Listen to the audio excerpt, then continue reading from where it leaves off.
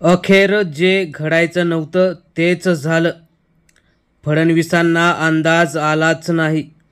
देवेंद्र फडणवीस यांचाच राजकीय गेम जवळजवळ आता होणार अशी चिन्ह.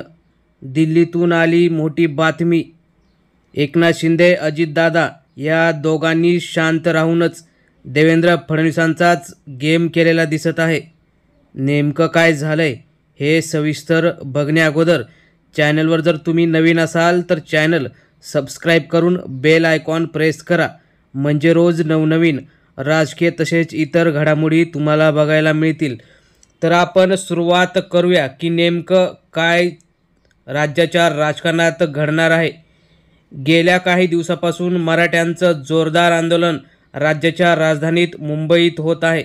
मनोज जरांगे पाटील हे ऐकण्याच्या मनस्थितीत नाहीत आणि ते आरक्षण घेतल्याशिवाय तिथून जाणार नाहीत.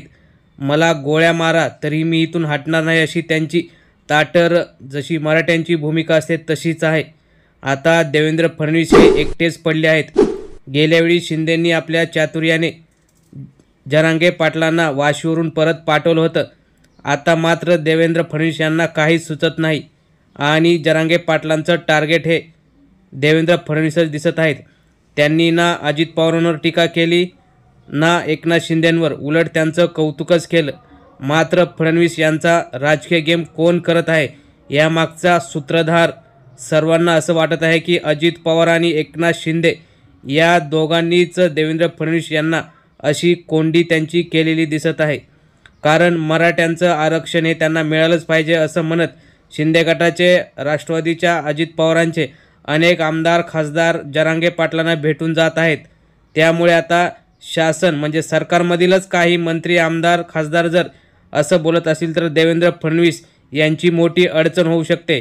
कारण सरकारमधील अनेक आमदारांचा पाठिंबा आहे आणि तुम्हीच मराठी द्वेषी आहात का असा संतप्त सवाल आता आंदोलनकर्ते मुंबईत विचारत आहेत.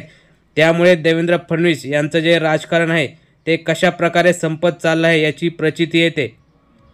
2 दिवसापूर्वी अमित शहा जेव्हा मुंबईत लालबागच्या राजाच्या दर्शनासाठी आले होते त्यावेळीसुद्धा त्यांनी शिंदे यांच्यासोबत जी महत्त्वाची एकांतात भेट घेतली आणि राज्यातील परिस्थितीचा आढावा घेतला.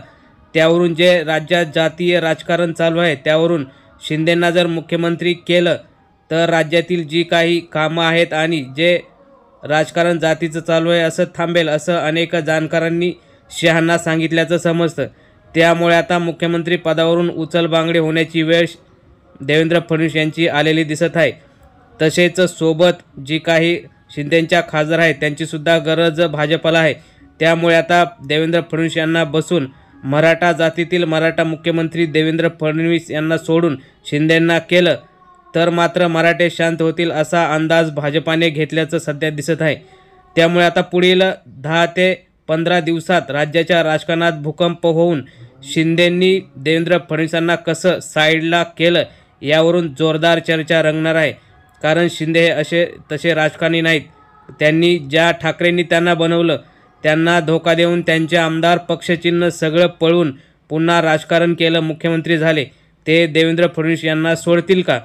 त्यामुळेच आता जसं देवेंद्र फडणवीस यांनी उद्धव ठाकरेंशी केलं तेच आता शिंदे हे भाजपशी, फडणवीसशी करणार.